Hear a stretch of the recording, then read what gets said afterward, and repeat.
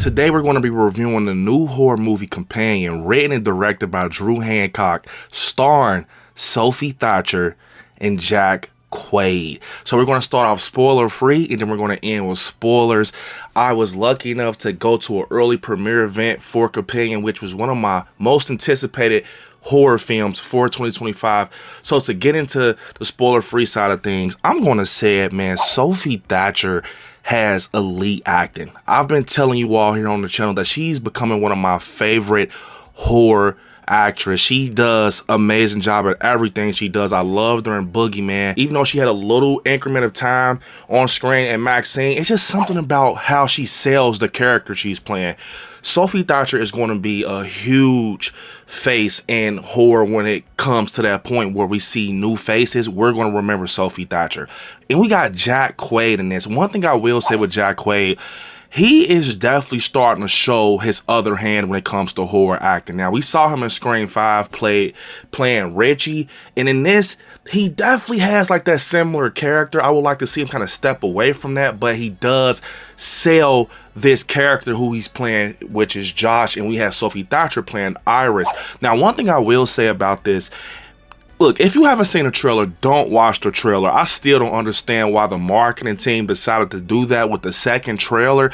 The first trailer was good, but the second one, it definitely reveals a lot when it comes to Companion. It reveals something that I feel like if they wouldn't have showed us this in the trailer, this could have by far just blew the audience out of the water. Now, me, I did unfortunately see the trailer. I mean, I feel like as a content creator, you definitely will have to lock in with these trailers. So I did unfortunately see the trailer and got the twist brought to my front doorstep. And I kind of had a little nugget of information going in. But I'm going to say this, though. It definitely still didn't mess up, you know, me being invested in this film. I still was invested from beginning to end. Just want to see how everything played out. And I will say that is not the only twist that you get in this film done by Drew Hancock. Once again, you get your brutal moments, you get your nice in-depth shots similar to the Boogeyman film that Sophie Thatcher starred in. I think that this movie definitely does a great job as a psychological horror. It took some twists and turns that I'm not gonna lie, I didn't think they would take, but they took them and they did it so well. I love the score, the cinematography. Once again, just these big in-depth shots that they decided to pull off in this film. And like I said, the twists and turns really had me just sunken in and invested wanting more. And I feel like with the pace and everything with this film, it has a good rhythm, starting from everything that's going on with Iris and Jack Quaid. I feel like everything that they bring to the table as actors is elite. These two as a duo, it doesn't get any better than this when it comes to a horror film. Now, like I said, so this film basically is about a billionaire's death set off a chain of events for Iris and her friends during a weekend trip to his lakeside estate.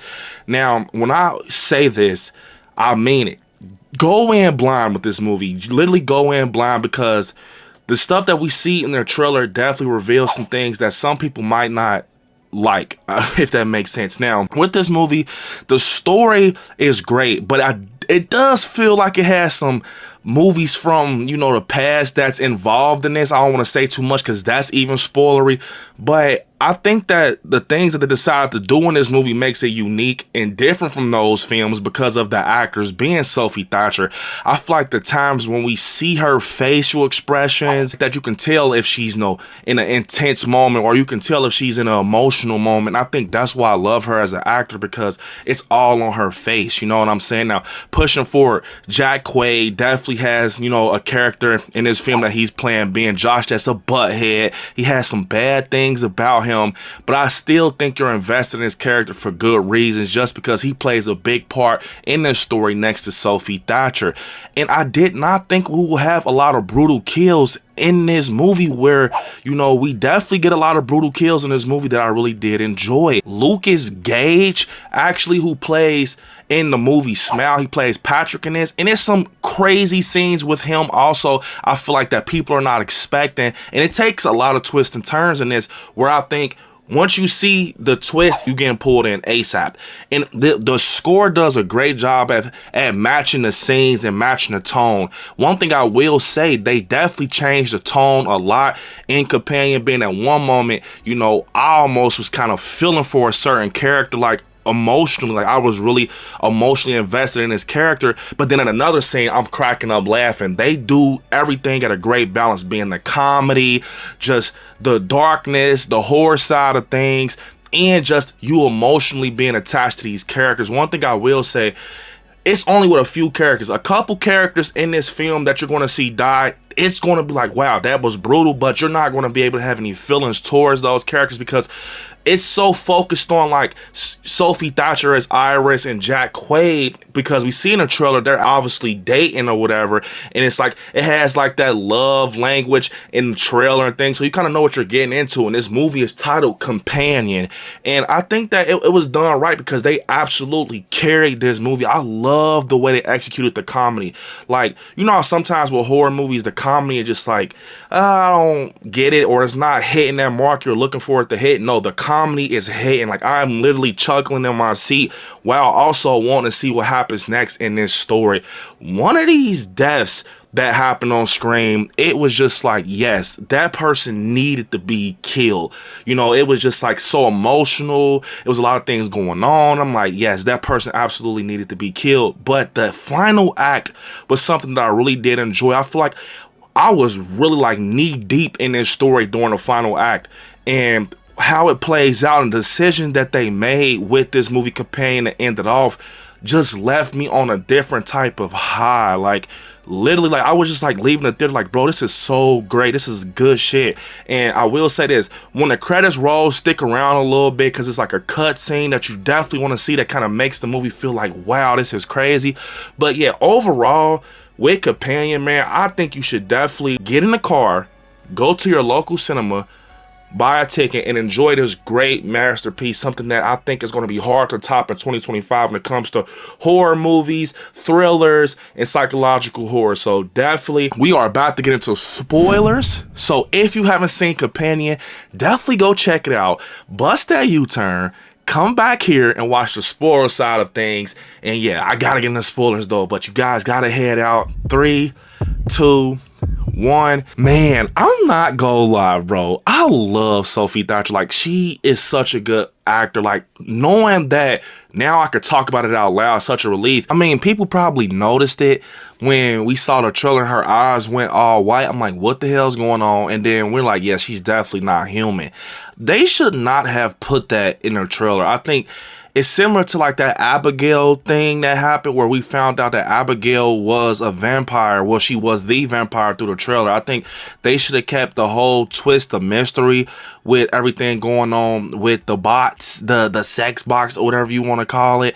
I think that would have been an amazing twist because I was very much invested from that grocery store scene and everything with Josh and Iris. I'm like, bro, this is getting me real live invested into them. So imagine if I would have never seen that twist of her being that robot, and then we're getting everything, finding everything out about the rest of the characters and how they're reacting to everything. I'm like, bro, that twist would have been one of the craziest twists in the horror community.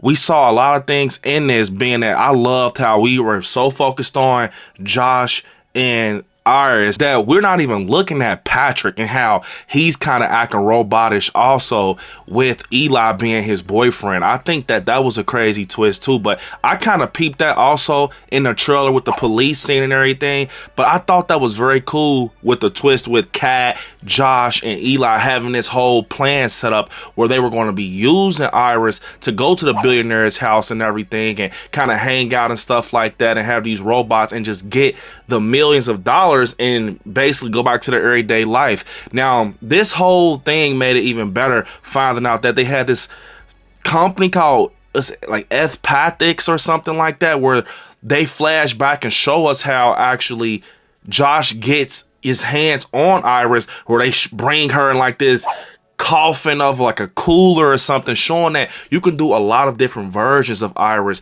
being different color hair, eyes, different builds and everything. And we saw that you can do that also with Patrick. And at the end of the film, you do see that it's a different version of Iris in the car with another guy, being that it's like an iPhone. You just get different colors and different versions, like iPhone Pro Max, the smaller one. I'm like, bro, that is so cool. And a lot of people said this, you know, they got the Megan vibe from this. I will say, like, y'all obviously are watching it because y'all know everything with the film. It gave me Megan vibes, but it didn't give me Megan vibes. You know what I'm saying? I think I like Megan for the reasons I like Megan for, and I like Companion for the reasons I like Companion. And I think that this was done very well. It was executed. I love that ending kill with basically Iris on the floor and Josh is hovering over her and she hits him with the corkscrew opening thingy where she's like, she says the line, Josh, go to sleep, or whatever she says, and his eyeball is like turning the other way. That was so good, bro. Like, I really enjoyed it. And like I said, it did get brutal at times. I like the brutalness of it. That cop scene with Patrick got very brutal and intense, and I loved a lot of the scenes we got from Patrick where it was balanced out between him and Iris. And I felt, you know, a bad feeling a lot of times with Iris, like emotionally, and it's feeling like something bad was going to happen with her because she was crashing out about Josh and everything. But I liked how she picked herself up, started learning how to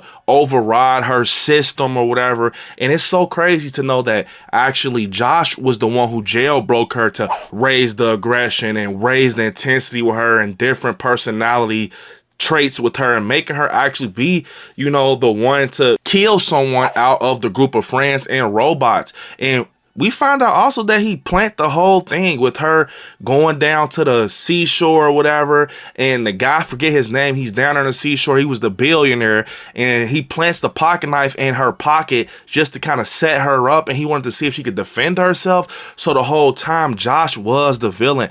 I did get Richie vibes a little bit too much from him in this. Like, I feel like I was watching Scream 5 looking at his character, but he did well. I really liked him. He was the guy that was behind everything, and I really do love the comedy aspect. Again, like when Patrick was trying to find out his backstory with his lover Eli, and he's like, man, you had on a dinosaur costume, and it was revealed at a party. And then Josh has to go through this situation where he has to program himself to be Patrick's lover, and he's like the new Eli in the dinosaur costume. It was little details like that made my theater crack up and laugh. And like I said, the highlight of this whole film that made me just really love it was the storytelling, the pacing.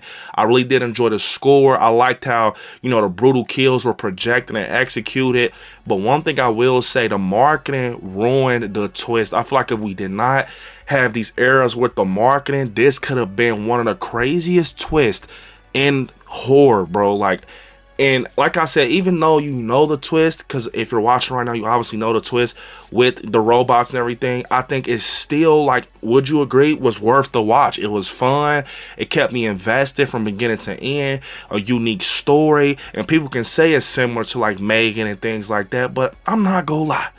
This is a story about a sex bot. It's a companion. He's trying to find love in a robot. But then he regrets it because he feels like, hey, I don't want to deal with you no more. I got millions of dollars. Get your ass on somewhere. But she's actually attached to him, and she's going to stand up and defend herself while one of them on the side is going batshit crazy. He pulled his aggression from like 15% to 100. It was just crazy. I love it, man. Companion, I cannot wait to watch this. I think this will have elite rewatch value. Right now, it's sitting at 91% on Rotten Tomatoes. I cannot wait to see this movie.